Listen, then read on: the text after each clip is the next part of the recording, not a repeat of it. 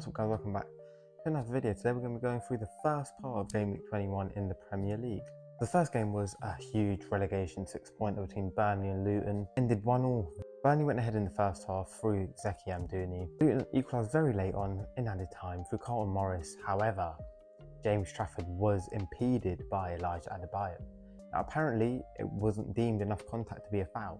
I personally think it was a foul. I think there was clear obstruction, and I've seen much less given for goalkeepers this season than that. The first game of the season, you think of Burnley against Everton, where there was literally no contact, he fell over, and that was given as a foul. Overall draw was probably the right result. Burnley probably had the better chances, but Luton maybe created a bit more overall, which was surprising to me. I thought that Burnley would dominate possession, probably have close to 65-70%, and Luton would be on the counter, have a big direct threat through crosses and stuff.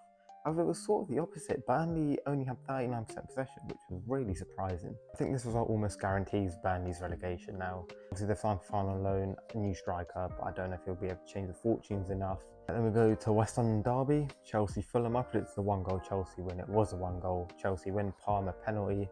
Sterling was taken out in the box. A really nice pass from Palmer in the first place, and he slotted their way on the stroke of half time. But once again, another controversial game because Chelsea should have been down to 10 men after Gusto did a horrible challenge on Willian, the former Chelsea man. It was terrible. It was out of control. He got lucky that it was quite low down on the leg. It was like just above the ankle, I think. But I personally believe that should have been a red card. Fulham did have a couple of chances. Harry Wilson had a big chance, but Chelsea once again getting the win. Not a convincing performance at all. Gallagher was excellent once again. They managed to grind it out, which I guess is sort of what they need to be doing at this point in the season. They're actually not even far off the European spots anymore, which, given how their season's gone so far, I think they'll all take. Newcastle, Manchester City, I predicted a 2-2 draw. I was very, very close to getting that right. In the 91st minute, Oscar Bob made it 3-2 to Man City. 5 goals in this game, and all 5 of them were excellent. Genuinely, I don't think we've seen a better collection of goals in one game ever. And that first half of this game might be the best first half of football I've ever watched. It was so good. It was sort of similar to the Chelsea-Man City game, which ended 4-4. The first half, Newcastle went in 2-1 up. First 25-30 minutes, all Man City. They were creating all the chances, they had all the ball. But after that, it was all Newcastle. They used their possession really efficiently. They scored 2 really nice goals for Isak and Gordon. Bernardo Silva's goal to put Man City up was world class. Their weaker foot back heel was brilliant. But yeah, the Newcastle were threatening. Isak had another chance they maybe should have scored. But they were really on top going into half time. After half time, Kevin De Bruyne came on around 65 minutes, changed the game, scored a brilliant goal, and then his assist to Oscar Bob was fantastic as well. Bob did really well with the finish. Man City won 3-2. Manchester City are going to go on a really insane run now. The only team I think can stop them, I said in the last video, are Tottenham, who we'll get on to in a bit. A bit of a disappointment for Newcastle. I think, going in that 2-1 up, they probably would have thought they might have been able to get at least a point. I still think Eddie Howe was the right man for the job. He showed it in this game.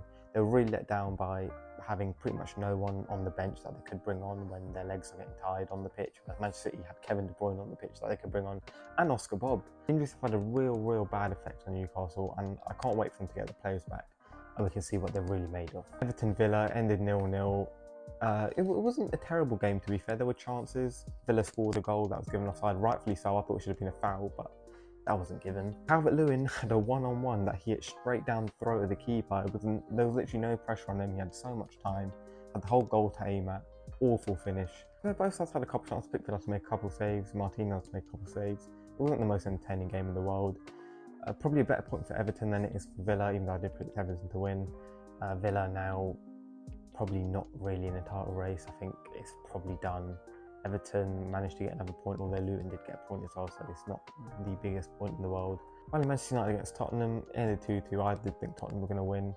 And I think if they didn't have so many players out, they would have won this so comfortably. They were the better team, playing by far the better football. Timo Werner made his debut. He wasn't fantastic by any stretch of the imagination, but he wasn't bad either. He got an assist. He was constantly trying to take on the fullback. Got Tottenham a lot of corners where they actually scored and hit the crossbar from as well. It was quite clearly an area of concern for Man United, and Tottenham are very strong from set pieces. Williams scored a brilliant goal. I thought Rashford did very well against Porro, and I don't like Rashford. I think he's a terrible player, but he played very well in this game. Garnacho was completely in Udogie's pocket. It was amazing. What a player Udogie is, man.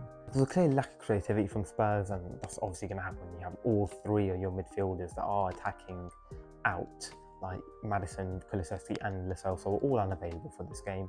And they were still by far the better team, which says a lot about Man United, to be honest. Good news for them, Martinez came back from injury in this game. You know, he came on in the second half. Casemiro was also on the bench, so they're getting their players back as well. It'll be interesting to see the second half of the season now. Newcastle getting their players back, Man United getting their players back, and both of them not in Europe anymore either.